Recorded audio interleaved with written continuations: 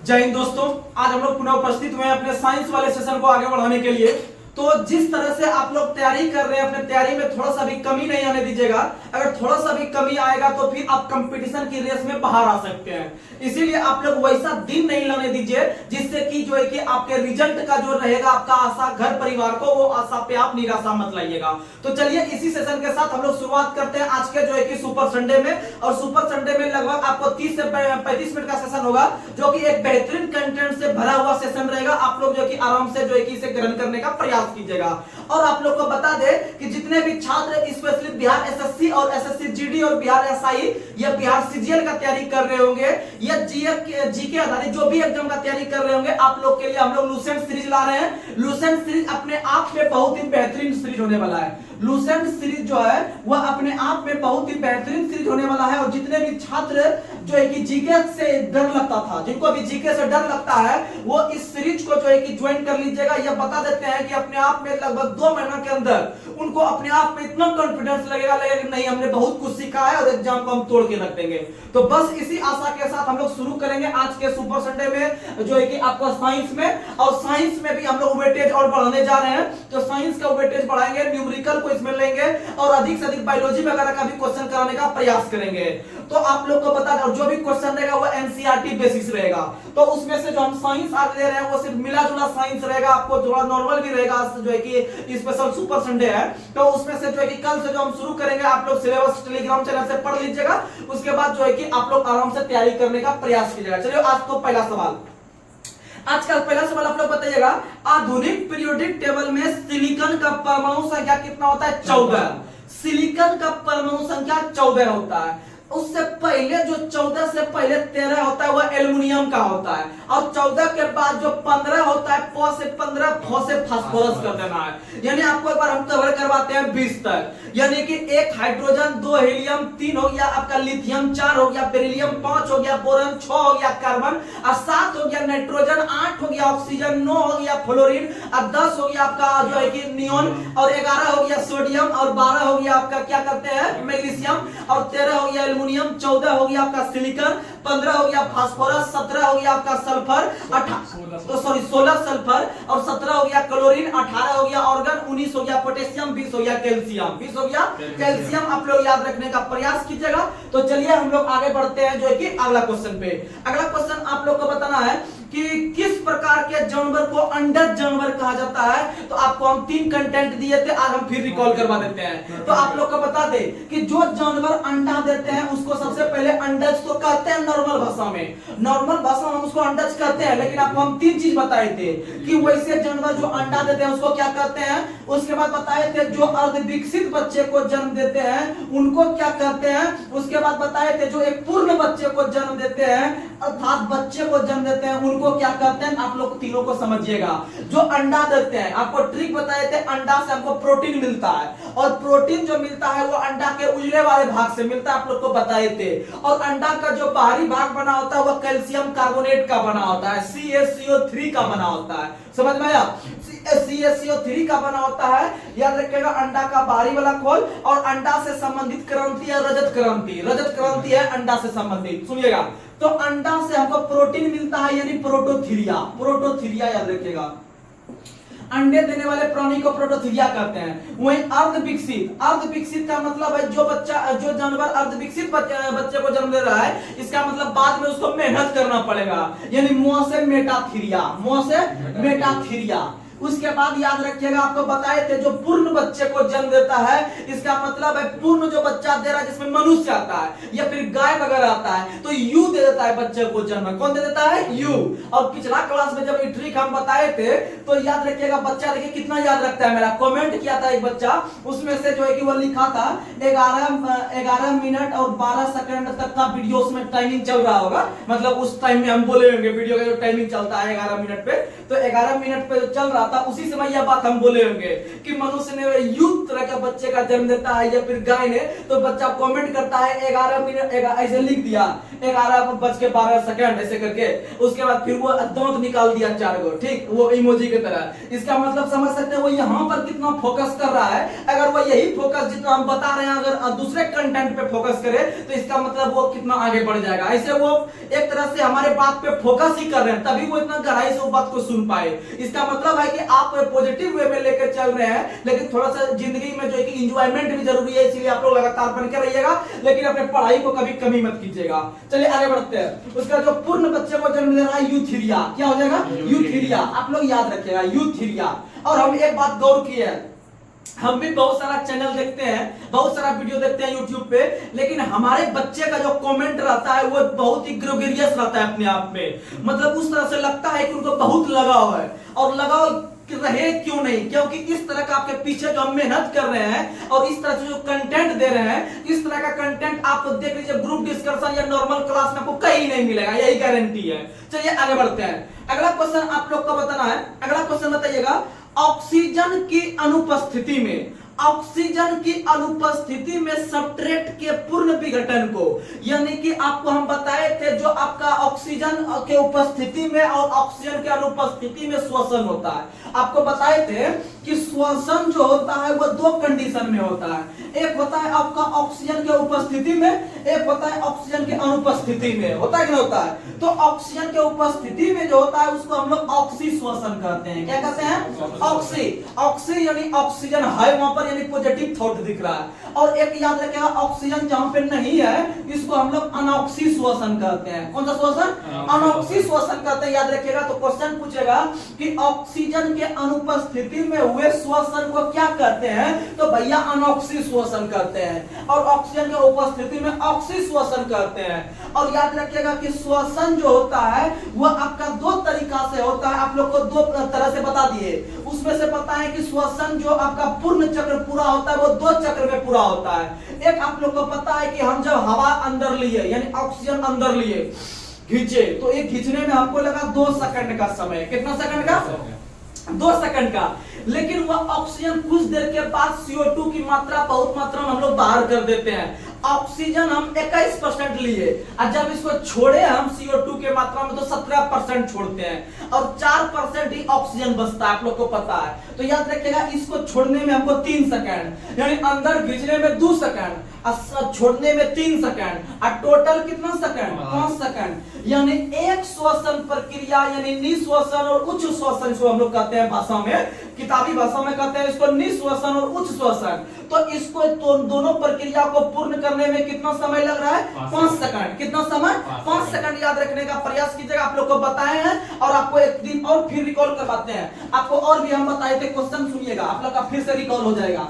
जैसे आप लोग को पता है हमारे वायुमंडल में, हमारे जो है कि एटमॉस्फेयर या फिर वायुमंडल में, हमारे वायुमंडल में पता है ऑक्सीजन की मात्रा कितना है, तो ऑक्सीजन की मात्रा 21% है। कितना परसेंट है? 21%। और CO2 की मात्रा जो है वो 0.03% है। बहुत एग्जाम में 0.003 रहता है, ये नहीं मारना है आपको, 0.03 मारना है। 0.03 मारना है, क्योंकि इसमें आप लोग को पता है कि O के बाद 2 लगा हुआ है, यानी 0.03 यानी 2 पॉइंट के बाद मारना है। ठीक है, तो याद रखना जितना जितना यहाँ पर वायुमंडल में है उतना उतना आदमी ग्रहण कर लेता है। क्या कर लेता है?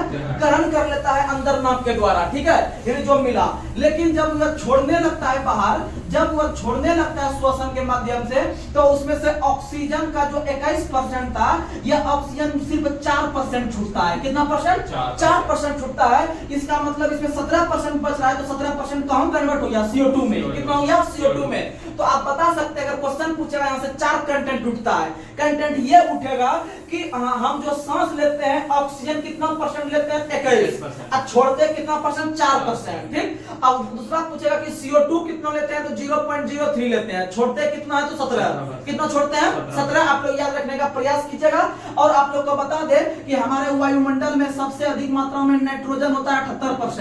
उसके बाद आप लोग को पता है ऑक्सीजन होता है आपका 21%। उसके बाद पता है आपको क्योंकि जब ऑर्गन लीजिएगा तो ऑर्गन का मात्रा होता है 0.93%, ऑर्गन का मात्रा 0.93। उसके बाद ध्यान रखिएगा CO2 की मात्रा जो होता है वह होता है आपका कितना, तो 0.03%, 0.03%। लेकिन अगर हम बात करते हैं हमारे पृथ्वी में, तो हमारे पृथ्वी के अंदर या भूपर्वटी में जो आपका ऑक्सीजन का मात्रा सबसे अधिक रहता है 46%। कितना परसेंट?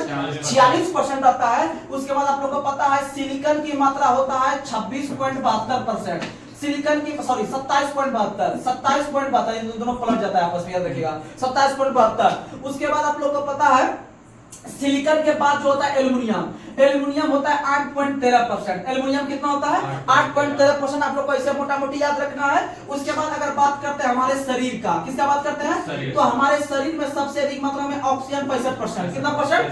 65% ऑक्सीजन होता है। आप लोग याद रखने का प्रयास कीजिएगा। और हमारे शरीर में ऑक्सीजन सबसे अधिक इसलिए है ऑक्सीजन सबसे अधिक क्योंकि हमारे शरीर में सबसे अधिक मात्रा में जल मिलता है। क्या मिलता है? जल। हमारे शरीर में जल की मात्रा 65 से 75%, 65 से 75 बराबर में नहीं लेना है। इधर आपको 70 में लेना है, 80 लेना है, यानी कि 70 से पहले 65 लेना है, 70 के बाद आपको लेना है 75। क्या लेना है? 75। हमारे शरीर में जल की मात्रा जो होता है 65 से 75%, और जल पीने से 0% हमको कैलोरी मिलता है। कितना परसेंट? 0% याद रखने का प्रयास कीजिएगा। और कैलोरी जो मात्रक है वह आपका ऊर्जा का सीजीएस मात्रक है। ऊर्जा का ऐसा मात्रक है आपका क्या? जूल है। ऊर्जा का ऐसा मात्रक जूल है। लेकिन खाद्य पदार्थ से जो हमको एनर्जी मिलता है उसको कैलोरी में मापते हैं। किसमें मापते हैं? कैलोरी में। याद रखने का प्रयास कीजिएगा। चलिए हम लोग आगे बढ़ते हैं। अगला क्वेश्चन आप लोग को बताना है कि सोना का परमाणु संख्या 79। देखिएगा, दो चार को हाईलाइट बताते हैं। अगर पूछेगा सोना यानी एयू तो याद रखिएगा इसका लैटिन नाम ओरम होता है, इसका परमाणु संख्या 79 होता है। कितना होता है? 79। अगर पूछेगा एजी चांदी तो इसका लैटिन नाम अर्जेंटम। क्या होता है? अर्जेंटम। और अर्जेंटम जो होता है वो 47 होता है। कितना होता है? 47। अगर आपसे क्वेश्चन पूछे टीन यानी सीसा का कितना होता है? 50। कितना होता है? 50। टीन यानी एसएन 50 हो गया। अगर पूछे जेडन जिंक का 30 होता है। कितना होता है? 30 होता है। अगर पूछे क्रोमियम का 24 होता है। कितना होता है? 24 होता है। अगर आपसे पूछे इंडियम का परमाणु संख्या कितना होता है? तो इंडियम का जो परमाणु संख्या होता है, इंडियम का परमाणु संख्या कितना होता है? तो याद रखिएगा इसका 31 होता है। कितना होता है? 31। इंडियम का 31 होता है। अगर हम बात करते हैं 80 किसका होता है? पारा का। 80 किसका होता है? पारा का। अगर हम बात करते हैं टंगस्टन को W से डिनोट करते हैं। किससे डिनोट करते हैं? W से। इसका होता है 78। कितना होता है? सॉरी टंगस्टन का 74। टंगस्टन का कितना होता है? 74। लेकिन एक तत्व है प्लेटिनम जो कि सबसे हार्ड तत्व होता है, सबसे कठोर तत्व होता है प्लेटिनम का परमाणु संख्या 78 होता है। कितना होता है? 78। तो आप ये सब याद रखने का प्रयास कीजिएगा, आराम से धीरे धीरे कवर हो जाएगा। आगे बढ़ते हैं। अगला क्वेश्चन आप लोग को बताना है और याद रखिएगा सबसे अधिक समस्थानिक बनाने वाला तत्व पोलोनियम है। कौन सा है? पोलोनियम। सबसे अधिक समस्थानिक बनाने वाला तत्व पोलोनियम है। लगभग इसका 27 को होता है आपका जो है कि समस्थानिक। जैसे आप लोग याद करते हैं हाइड्रोजन के 3 समस्थानिक होते हैं, ऑक्सीजन के 3 समस्थानिक होते हैं, लेकिन उस प्रकार में से सबसे अधिक समस्थानिक बनाने वाला तत्व जो है वो आपका पोलोनियम है। पोलोनियम का समस्थानिक की संख्या 27 होता है। और आप लोग को बता दें अगर पूछे स्पेशल परमाणु संख्या कितना होता है पोलोनियम का, तो पोलोनियम का 84 होता है। कितना होता है? 84। आप लोग याद रखने का प्रयास कीजिएगा। चलिए आगे बढ़ते हैं। अगला क्वेश्चन आप लोग को बताना है कि मनुष्य के आवाज की ध्वनि डैश के द्वारा वोकल चोट से उत्पादित होती है, तो कंपन के द्वारा। किसके द्वारा? कंपन। यानी जहां पर कंपन होगा वहां पर ध्वनि उत्पन्न होना ही होना है। बिना कंपन का ध्वनि उत्पन्न नहीं हो सकता, याद रखिएगा। और आप लोग को बता दें कि हमारे मुंह से जो ध्वनि निकलता है वो आपका उसको वॉइस बॉक्स कहते हैं या उसको लिरिक्स कहते हैं। क्या कहते हैं? लिरिक्स कहते हैं। और ध्वनि के प्रबलता के स्तर को व्यक्त करते हैं फोन संख्या में। किसमें व्यक्त करते हैं?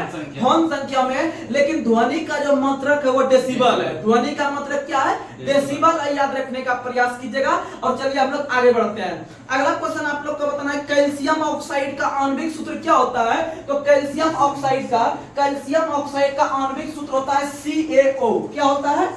आप लोग को दोनों चीज बताएं, फिर से रिकॉल करना है। इतना बार हम आपको बता देंगे, याद हो ही जाएगा। तो एक बताते हैं CaO और एक बताते हैं CaOH का होल 2, CaOH का होल 2, यानी कि CaO जो हुआ इसमें कहीं पर आपको जल नहीं दिख रहा है, इसका मतलब यह बिना बुझा हुआ चूना है, बिना बुझा हुआ चूना है, बिना बुझा हुआ चूना है। और इसको हम लोग भखड़ा चूना भी कहते हैं। क्या कहते हैं?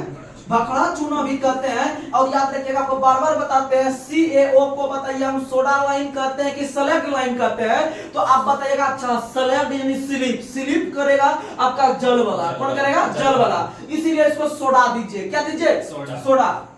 यानी सोडा लाइम के नाम से हम जानते हैं CaO को, और CaOH को होल 2 को जब ये सोडा ले लिया ये सेलेक्ट लेगा। क्या लेगा? सेलेक्ट लेगा। वहीं CaOH में आपको जल दिख रहा है, इसका मतलब ये बुझा हुआ चूना है। कैसा चूना है? बुझा हुआ चूना है। आप लोग याद रखने का प्रयास कीजिएगा। और आप लोग को पता है कि इसका आणविक सूत्र होता है CaOH का होल 2, यानी कि कैल्शियम हाइड्रोक्साइड, ये कैल्शियम ऑक्साइड याद रखिएगा। आगे बढ़ते हैं। अगला क्वेश्चन आप लोग को बताना है। अगला क्वेश्चन आप लोग बताइएगा, हमारे हृदय के अंदर में जो मांसपेशी रहती है वह किस प्रकार की होती है? बेलनाकार। किस प्रकार का?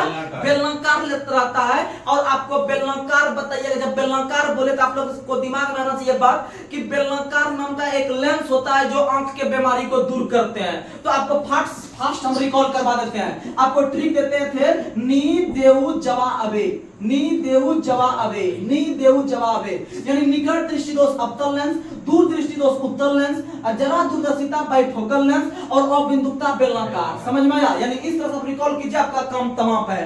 ग्लूकोमा हो गया, ट्रेकोमा हो गया, रोहा हो गया, ये सब आंख की बीमारी है। जीरोथेल्मिया हो गया, रतौंधी हो गया, ये सब आंख का बीमारी है, याद रखिएगा। आगे बढ़ते हैं। अगला क्वेश्चन आप लोग को बताना है। अगला क्वेश्चन बताइएगा कि कार्बन के कौन कौन से अपर रूप हैं? तो कार्बन के 4 अपर रूप होते हैं मुख्यतः, हीरा, ग्रेफाइट, उसके बाद याद रखिएगा ग्रेफिन, उसके बाद याद रखिएगा आपको फ्लोरीन, ये 4 हो गया। साथ में चारकोल भी होता है, आप लोग को याद रखना है। और हीरा जो होता है वो पूर्ण आंतरिक परावर्तन के तहत चमकता है। लेकिन आप लोग को बता दे कि हीरा जो होता है वो विद्युत का कुचालक होता है, हीरा विद्युत का कुचालक होता है। और ग्रेफाइट विद्युत का सुचालक होता है, ग्रेफाइट विद्युत का सुचालक होता है, आप लोग को पता है। और आपको पता है कि ये जो आपका कार्बन का जो एक अपर रूप बताया आपको फ्लोरीन, यह फ्लोरीन की आकृति आपका जो है कि आपका फुटबॉल की तरह होती है। कैसी होती है? फुटबॉल की तरह। आपको ये सब चीज हम बता दिए हैं। और फुटबॉल का आप लोग आकृति इस तरह देखते होंगे, इसमें से कुछ भाग जो है कि काला होता होगा, कुछ भाग उजला होता है। ये जो काला वाला भाग है, इस काले वाले भाग को हम लोग पेले कहते हैं। क्या कहते हैं? पेले एक बहुत बड़े फुटबॉलर थे, आप लोग को पता होगा, ब्राजील से उनका घर था। तो याद रखिएगा कि फुटबॉल के अंदर में जो है कि आपका जो है कि आपको पता है कि काला वाला भाग को पेले कहते हैं। क्या कहते हैं? पेले। और फुटबॉल खेल का पुराना नाम जो था वो आपका सॉकर था। क्या नाम था? सॉकर। यानी क्योंकि आप लोग सॉकर वाला बाइक चलाते होंगे या सॉकर वाला साइकिल चलाते होंगे तो वो लच करता है। अब फुटबॉल को भी हाथ में लेकर ऐसे कीजिएगा, मजा आता है ऐसे करने में। यानी यह एक प्रकार का जो है कि सॉकर की तरह काम करता है। किसकी तरह काम करता है? सॉकर। और फुटबॉल खेल की उत्पत्ति जो हुआ है वह इंग्लैंड से हुआ है। कहां से हुआ है? इंग्लैंड से हुआ, याद रखिएगा। और विश्व का सबसे जो मनोरंजन वाला खेल है वो फुटबॉल है। कौन सा खेल है? फुटबॉल है, आप लोग याद रखिएगा।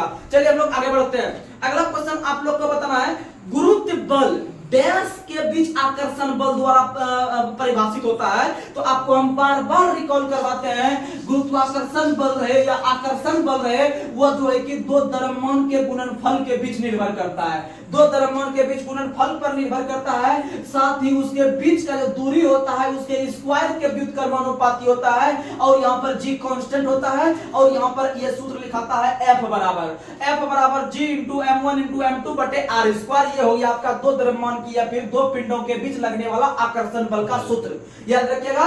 और दो आकर्षण बल का जो सूत्र होता है उसमें से ये g, बड़ी जी को यहाँ पर लिखते हैं। और बड़ी जी का मान हमेशा कांस्टेंट होता है। और बड़ी जी का जो मान होता है आप लोग को बताए हैं 6.67 गुणा 10 पे पावर माइनस 11 न्यूटन मीटर, यानी नरेंद्र मोदी स्क्वायर बटे केजरीवाल स्क्वायर, आप लोग को पता है। और ये सब चीज आप याद रखिएगा। वहीं छोटी जी का जो मान होता है वह होता है 9.8 मीटर पर सेकंड स्क्वायर। और छोटी जी जो होता है वह एक प्रकार का त्वरण होता है। वह एक प्रकार का क्या होता है? त्वरण, क्योंकि त्वरण का मतलब भी मीटर पर सेकंड स्क्वायर और छोटी जी का मान भी मीटर पर सेकंड स्क्वायर होता है, आप लोग को पता है। अगर हम बात करते हैं लागले हाथ, अगर हम बात करते हैं आपका पलायन वेग का, किसका बात करते हैं? पलायन वेग का। तो याद रखिएगा पलायन वेग आपको तीन चीज का याद रखना है। एक याद रखना है आपको सूर्य को, आपको ट्रिक दिए थे, एक सूर्य को याद रखना है। उसके बाद पता है पृथ्वी का, उसके बाद चंद्रमा का, उसके बाद चंद्रमा का। ये तीन गो जो होता है इसका पलायन वेग याद रखना जरूरी है, इसी तीन गो का आता है। तो आप लोग को बता दें कि सूर्य इसमें से सबसे बड़ा है, उसके बाद पृथ्वी है, सबसे छोटा चंद्रमा है।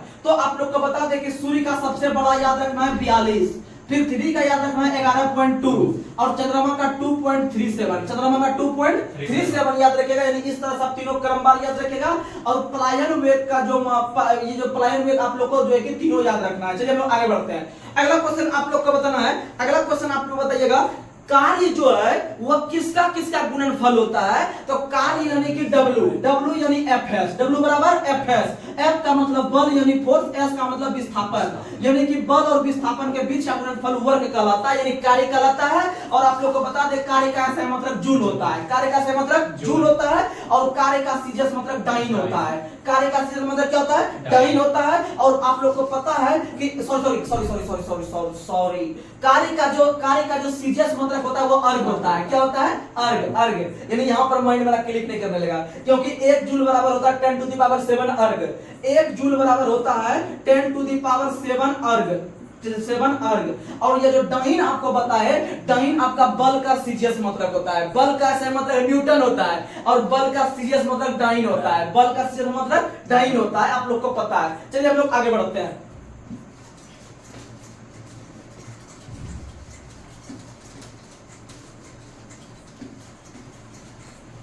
अगला क्वेश्चन आप लोग को बताना है, अगला क्वेश्चन आप लोग को बताना है कि रूट टिप या सूट टिप में कौन सा उत्तक पाया जाता है, विभोजक उत्तक। कौन सा उत्तक आप लोग को पता है कि मान लीजिए ये पेड़ पौधा है, पेड़ पौधा में पेड़ पौधा है, मान लीजिए पेड़ पौधा ये हो गया जड़ नीचे, पेड़ पौधों में विभिन्न प्रकार का उत्तक पाया जाता है। उस उत्तक में आप लोग को पता है एक जाइलम उत्तक होता है, एक फ्लोएम उत्तक होता है। पहले हम इस दोनों को समझने का प्रयास करें। जाइलम यानी जौ का मतलब जौ को यहां से सटा देंगे, क्योंकि इसी के द्वारा सब खाद्य पदार्थ नीचे से जाता है। चाहे आप खाद दीजिए, पानी दीजिए, या फिर उसको बढ़िया बढ़िया पोटास वाला खाद दीजिए, जल्दी मेरा पेड़ पौधा बढ़ जाए, यानी उसको जड़े के द्वारा यहाँ पर इसको सेटल कीजिएगा जमीन में देके। यानी कि डायरेक्ट पत्ता में यहाँ पर जो है कि उसको उसमें घुसा देंगे जो जल्दी बढ़ जाएगा पत्ता, ऐसा तो नहीं होता है। तो इसीलिए याद रखिएगा कि जाइलम जो होता है वह खाद्य पदार्थों को पहुंचाने का काम करता है। और जब खाद्य पदार्थ को जाइलम पहुंचा दिया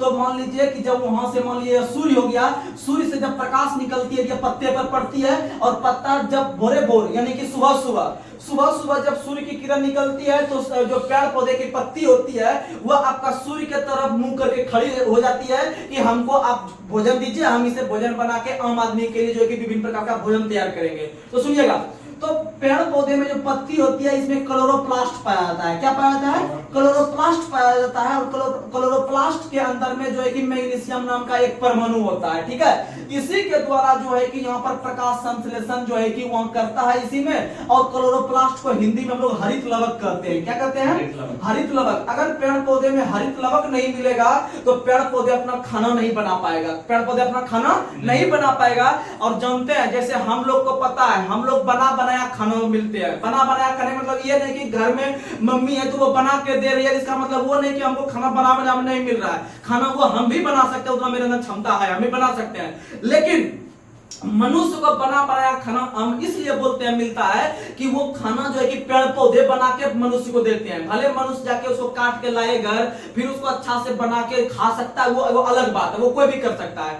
लेकिन पौधे, पेड़ पौधे जो होते हैं वो खाना खुद से बनाते हैं। इसीलिए यहां से क्वेश्चन आता है कि हरे पौधे जो होते हैं या फिर हरे पौधे जो कहलाते हैं वो उपभोक्ता कहलाते हैं या उत्पादक कहलाते हैं। तो आपका आंसर आना चाहिए उत्पादक। क्या आना चाहिए, उत्पादक। अगर आप उपभोक्ता मानेगा तो उपभोक्ता आदमी हो जाएगा, उपभोक्ता आदमी हो जाएगा, समझिएगा। ये सब बेसिक क्वेश्चन है।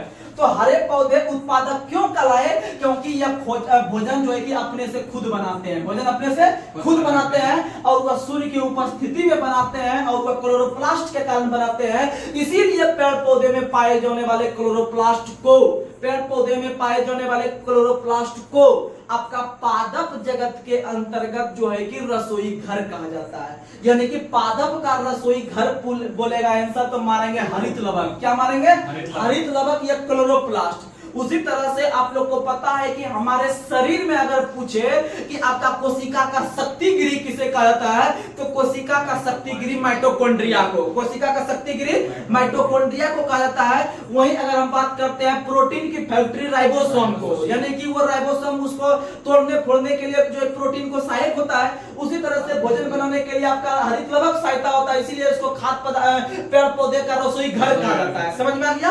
और आप लोग को बता दें कि यह आपका प्रकाश संश्लेषण की अभिक्रिया होने के लिए विभिन्न प्रकार का घटक का होना आवश्यक है। तो सबसे पहले हम देख रहे हैं कि इसमें सूर्य का प्रकाश होना एकदम ही आवश्यक है, और उससे भी आवश्यक है हरित लवक का होना। किसका होना? हरित लवक का होना। और साथ में आप लोग याद रखिएगा, इसके साथ में आप लोग को एक गैस की आवश्यकता होती है जिसका नाम है CO2। किसका नाम क्या है? CO2 गैस की आवश्यकता होती है, याद रखिएगा। और आप लोग को पता है कि इसमें से हमको जल की आवश्यकता होती है, लेकिन इसमें जो जल जो वह ग्रहण करता है, वह जो नीचे से जो जल को लेके जा रहा है, वह यहीं से जल को ग्रहण कर लेता है। समझ में आया? तो आपको एक गैस याद रखना, यह क्वेश्चन बहुत इंपॉर्टेंट है, बहुत इंपॉर्टेंट। ये दोनों तो सब जानता है, लेकिन इसमें थोड़ा सा बच्चा फंस जाता है। तो याद रखिएगा कि क्वेश्चन पूछता है कि प्रकाश संश्लेषण के लिए उपयुक्त गैस का नाम क्या है, तो याद रखिएगा CO2।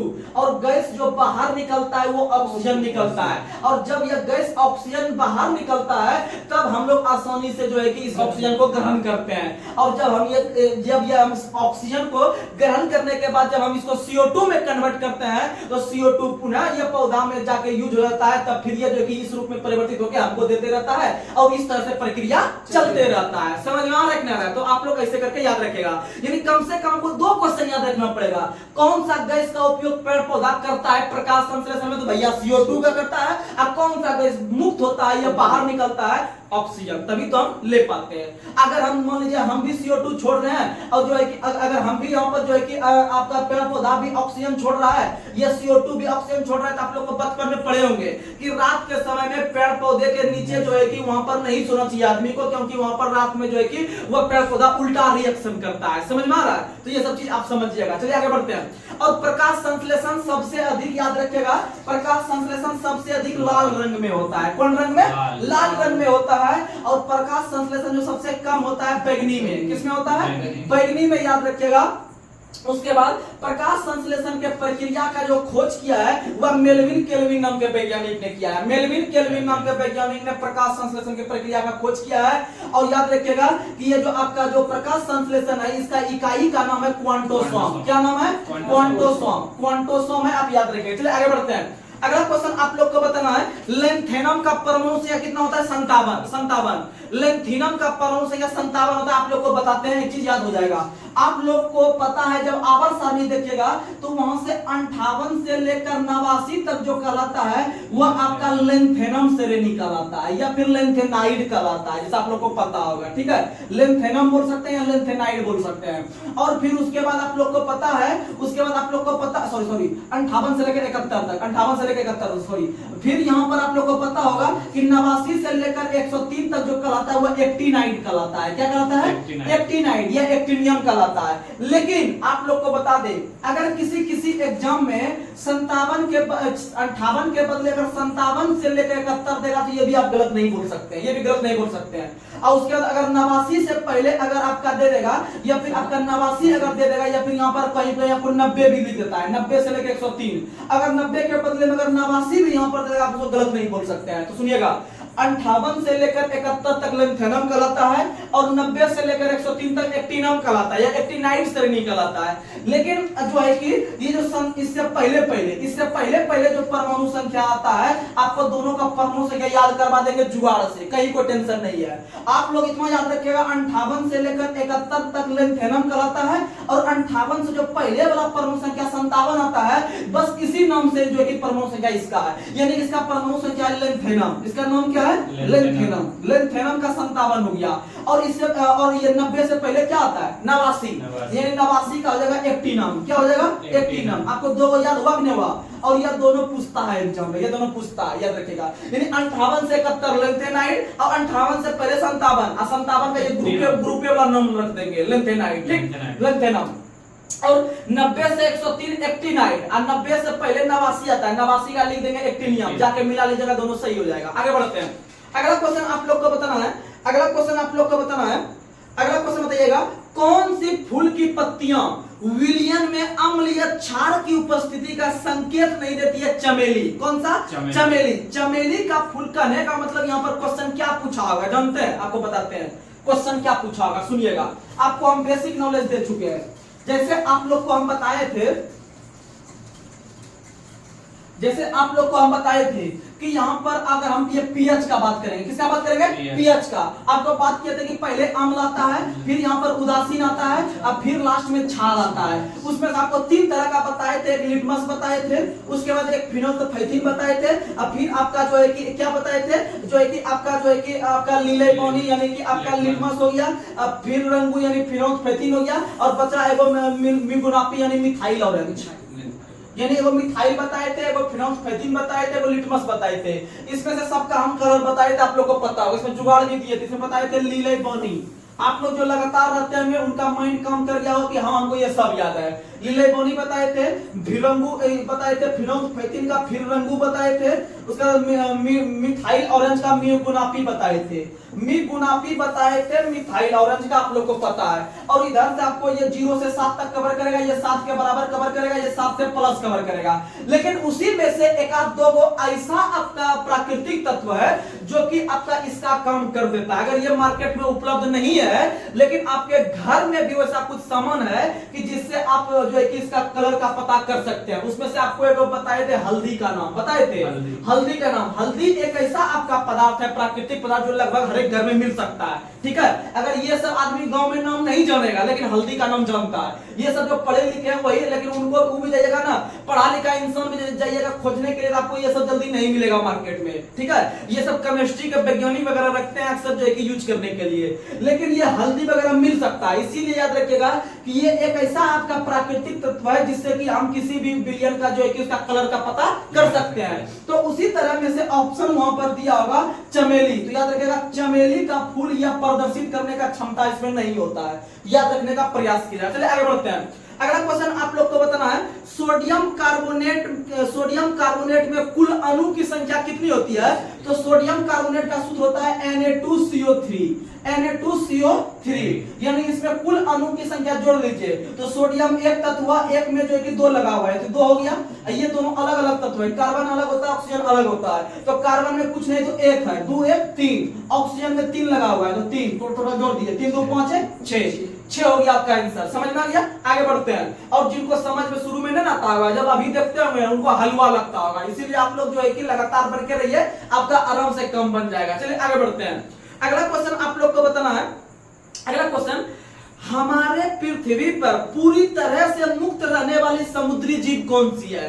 हमारे पृथ्वी पर पूरी तरह से मुक्त रहने वाली समुद्री जीव जो आता है वह इकाइनोडर्मेटा के अंतर्गत आता है। आप लोग को बता दे, जब आपको बायोलॉजी के अंदर टॉपिक आएगा तो उसमें से जो है कि आपका पशु या मछली वगैरह को या जानवर को विभिन्न प्रकार के हम लोग ग्रुप में पढ़ेंगे। जैसे इकाइनोडर्मेटा हो गया, पोरीफोरा हो गया, आर्थ्रोपोडा हो गया, ये सब जो होता है जो सबको ग्रुप में बांटा गया है। ठीक है, तो उस ग्रुप में से एक ग्रुप है आपका इकाइनोडर्मेटा।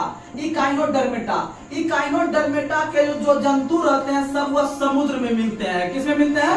समुद्र में। आपको एक हम ग्रुप बताए थे पोरीफेरा का नाम। पोरीफेरा के जो जानवर रहते हैं वह सभी खारे पानी में रहते हैं, आपको बता चुके हैं, खारे पानी में रहते हैं। और उसके पीठ पर विभिन्न प्रकार के असंख्य छिद्र होते हैं, और जिसको हम लोग ऑस्टिया कहते हैं। ये सब चीज हम बता चुके हैं, जिसमें आपको बताए थे स्पंज हो गया, साइकन हो गया, ये सब आपको बताए हुए थे। लगातार क्लास करते हुए तभी आपको दिमाग में सेट होगा, क्योंकि आपको कितने पढ़ा भी टीचर क्यों ना पढ़ा दे, आपको याद रखना आपका काम है, ये समझ लीजिए। उसके बाद इकाइनोडर्मेटा के अंतर्गत जैसे आप लोग को पता है जितना भी प्रकार का फिश आता है ना, लगभग इसी के अंतर्गत आता है। जैसे हो गया आपका जेली फिश हो गया, सेल फिश हो गया, सिल्वर फिश हो गया, स्टार फिश हो गया, ब्रिटल स्टार फिश हो गया, ये सब जितने हैं सब इकाइनोडर्मेटा के अंतर्गत आते हैं। किसमें आते हैं? इकाइनोडर्मेटा के अंतर्गत आते हैं। और ये सभी प्रकार के स्वतंत्र मिलते हैं समुद्र के अंदर में, आप लोग याद रखिएगा। तो समुद्र का जब नाम आया था हम दिवस याद करवाते हैं, क्योंकि आपको हर एक पहलू जो एग्जाम का आपको मजबूत रखना पड़ेगा, क्योंकि आपको सिर्फ हार्ड क्वेश्चन पढ़ने से नहीं होगा, आपको इजी क्वेश्चन पे भी कमांड लेके चलना पड़ेगा। तो आपको हम एक बार रिकॉल करवा देते हैं, तो सुनिएगा। सबसे पहले समुद्र दिवस पूछेगा, समुद्र दिवस 5 अप्रैल, समुद्र दिवस 5 अप्रैल, समुद्र दिवस 5 अप्रैल। समुद्र को जब आप इंग्लिश में लिखिएगा, समुद्र को जब आप इंग्लिश में लिखिएगा तो 5 अक्षर में लिखाएगा, SAMU, अरे 6 अक्षर हो गया, यह समुद्र को आप 5 लिखिएगा, SUMDR लिख दीजिएगा। यानी आप याद कीजिए, समुद्र हमको 5 बजे जाना है। कितने जाना है? 5 बजे। समुद्र हमको 5 बजे जाना है, समुद्र हमको 5 बजे जाना है, तो याद रखिएगा समुद्र 5 अप्रैल, समुद्र 5 अप्रैल, समुद्र 5 अप्रैल। इन्हें हम लोग बोलते हैं समुद्र हम लोग जाएंगे 4-5 बजे, यानी कि 5 बजे, तो यानी कि 5 तारीख याद रखिएगा तो आपका कम बन जाएगा। महीना वहां पर लगातार नहीं देगा, 5 अप्रैल 5 जून उतना नहीं देगा, डिफिकल्ट नहीं देगा। तो आपको कम से कम समुद्र 5 बजे जाना है, तो आपका हकीकत में कॉन्सेप्ट क्लियर हो जाएगा। यानी समुद्र दिवस हो गया 5 अप्रैल, सुनामी दिवस हो गया 5 नवंबर, सुनामी दिवस हो गया 5 नवंबर। याद रखिएगा महासागर दिवस 8 जून, महासागर दिवस 8 जून, महासागर दिवस 8 जून। वहीं अगर बात करते हैं पर्वत दिवस, पर्वत दिवस 11 दिसंबर, पर्वत दिवस हो गया, अस्थमा दिवस हो गया, विश्व बालकोष दिवस हो गया, ये सब हो गया आपका 11 दिसंबर, 11 दिसंबर। अगर हम बात करते हैं आपका और कौन सा बच गया, हिमालय दिवस 9 सितंबर, हिमालय दिवस 9 सितंबर। अगर बात करते हैं माउंट एवरेस्ट दिवस हो गया आपका 29 मई को, 29 मई को हो गया माउंट एवरेस्ट दिवस। अगर हम बात करते हैं आपका, अगर हम बात करते हैं आपको कि थल सेना दिवस कब मनाते हैं, तो थल सेना दिवस 8 अक्टूबर, थल सेना दिवस मनाते हैं 15 जनवरी, थल सेना दिवस 15 जनवरी को मनाते हैं, वायु सेना दिवस 8 अक्टूबर को मनाते हैं, नौ सेना दिवस 4 दिसंबर को मनाते हैं। और याद रखिएगा 15 मार्च को हम लोग मनाते हैं उपभोक्ता अधिकार दिवस, उपभोक्ता अधिकार दिवस मनाते हैं आपको 15 मार्च को, और राष्ट्रीय उपभोक्ता दिवस मनाते हैं 24 दिसंबर को, राष्ट्रीय उपभोक्ता दिवस 24 दिसंबर को। और याद रखिएगा 15 दिसंबर को मनाते हैं चाय दिवस, विश्व चाय दिवस 15 दिसंबर को। वहीं बात करते हैं 23 दिसंबर को किसान दिवस, 26 दिसंबर को आप लोग को पता है 26 दिसंबर को वीर बाल दिवस, वीर बाल दिवस। और आज के डेट में आपको एक इंपॉर्टेंट दिवस याद करवा रहे हैं जो हाल ही में नरेंद्र मोदी ने घोषणा किया है, हैदराबाद स्वतंत्रता दिवस, हैदराबाद स्वतंत्रता दिवस। तो याद रखिएगा हैदराबाद जो स्वतंत्र हुआ था आपका सरदार वल्लभ भाई पटेल के नेतृत्व में 1948 ईस्वी को, वह दिन था 17 सितंबर। कौन सा दिन था? और ऐसे भी 17 सितंबर पता है कि नरेंद्र मोदी की जयंती मनाते हैं 17 सितंबर को, आप लोग को पता है। तो 17 सितंबर को याद रखना है हैदराबाद स्वतंत्रता दिवस, याद रखिएगा, जो कि आप लोग का आजाद हुआ था। यह फिर भारत का वो हिस्सा बना था ऑपरेशन पोलो या ऑपरेशन कैटरपिलर के तहत, अर्थात पुलिस कार्रवाई के तहत, आप लोग को पता है। और जूनागढ़ जनमत, जूनागढ़ जनमत। और आपका जो जम्मू कश्मीर था वह आपका विलय पत्र के द्वारा, राजा हरि सिंह ने जो है कि विलय पत्र पर सिग्नेचर करके आपको जो है कि जम्मू कश्मीर को भारत में मिलाने का काम किया था। अगर हम बात करते हैं कि भारत के अंदर में सबसे बड़ा देशी रियासत कौन था, तो हैदराबाद। सबसे बड़ा देशी रियासत हैदराबाद था, आप लोग को पता है। अगर हम बात करते हैं कि भारत के अंदर में सबसे छोटा देशी रियासत कौन सा था, तो भारत के अंदर में सबसे छोटा देशी रियासत का नाम है भीलवाड़ा। क्या नाम है? भीलवाड़ा। याद रखने का प्रयास कीजिएगा। अगर बोलते हैं, अगर बात करते हैं हम लोग कि जो है कि आपका 10 जनवरी को कौन सा दिवस मनाते हैं, तो 10 जनवरी को हम लोग मनाते हैं विश्व हिंदी दिवस, विश्व हिंदी दिवस 10 जनवरी को मनाते हैं। तो माइंड में आया होगा राष्ट्र हिंदी दिवस कब मनाते हैं, तो राष्ट्र हिंदी दिवस मनाते हैं 14 सितंबर को, 14 सितंबर को। और अंतरराष्ट्रीय मातृभाषा दिवस जो मनाते हैं वह 21 फरवरी को, अंतरराष्ट्रीय मातृभाषा दिवस 21 फरवरी को। और 21 मार्च को जो हम लोग मनाते हैं वानिकी दिवस, 21 मार्च को वानिकी दिवस। और याद रखिएगा हम लोग जो मनाते हैं आपका जो है कि 22 मार्च को बिहार दिवस, जल दिवस या फिर जल संरक्षण दिवस भी उसी को हम लोग कहते हैं 22 मार्च को। 22 अप्रैल को पृथ्वी दिवस। और पहला पृथ्वी दिवस जो मनाया गया था आपका कब मनाया गया था, याद है आप लोग को? 1992 में, 1992 ईस्वी में पहला पृथ्वी दिवस मनाया गया था, आप लोग को पता है। आप लोग को अगर पूछेगा क्वेश्चन कि हम लोग जो है कि विश्व विज्ञान दिवस कब मनाते हैं, तो विश्व विज्ञान दिवस 10 नवंबर को, विश्व विज्ञान दिवस 10 नवंबर को। और राष्ट्र विज्ञान दिवस 28 फरवरी को, राष्ट्र विज्ञान दिवस 28 फरवरी को सीवी रमन की जयंती के रूप में। अगर बात करते हैं आपका जो है कि आपका राष्ट्रीय पर्यटन दिवस कब मनाते हैं, तो राष्ट्रीय पर्यटन, अच्छा राष्ट्रीय पर्यटन, अभी पर्यटन के रूप में आपका जो है कि मताधिकार देने के लिए सब घूम रहा है, यानी कि राष्ट्रीय मतदाता दिवस और राष्ट्रीय आपका पर्यटन दिवस दोनों 25 जनवरी को, दोनों 25 जनवरी को। तो भैया अंतरराष्ट्रीय पर्यटन दिवस कब मनाते हैं, तो अंतरराष्ट्रीय पर्यटन दिवस 27 सितंबर को, 27 सितंबर को अंतरराष्ट्रीय पर्यटन दिवस मनाते हैं। अगर हम बात करते हैं आपका पंचायती राज दिवस कब मनाते हैं? तो पंचायती राज दिवस 24 अप्रैल को, 24 अप्रैल को पंचायती राज दिवस मनाते हैं। अगर हम बात करते हैं कि भारत के अंदर में आपका जो है कि वैलेंटाइन दिवस कब मनाते हैं? 14 फरवरी को। कब मनाते हैं? 14 फरवरी को। तो चलिए आप लोग के लिए आज तक यही तक हम सुपर संडे रखते हैं और कल इसमें जो है कि हम लोग बहुत अच्छा से क्लास करेंगे, लगभग 50 मिनट का दोनों क्लास होगा। और आप लोग को अभी भी बताते हैं, आप लोग दोनों क्लास बराबर मात्रा में क्या कीजिए, क्योंकि जहां पर आपका साइंस का सेक्शन है वहां पर आपको जीके का भी सेक्शन उतना ही है हर एक एग्जाम में। और दिन ब दिन एसएससी सीजीएल वगैरह का जो तैयारी कर रहे होंगे सेंट्रल लेवल पे, वो लोग में आप लोग को पता है कि इंग्लिश का जो है कि वेटेज घटा के जो है कि जीके का वेटेज बढ़ा रहा है। तो इसीलिए आप लोग लगातार मेहनत कीजिए, हम यही कहेंगे, दूसरा कुछ नहीं। तब तक के लिए जय हिंद, जय भारत।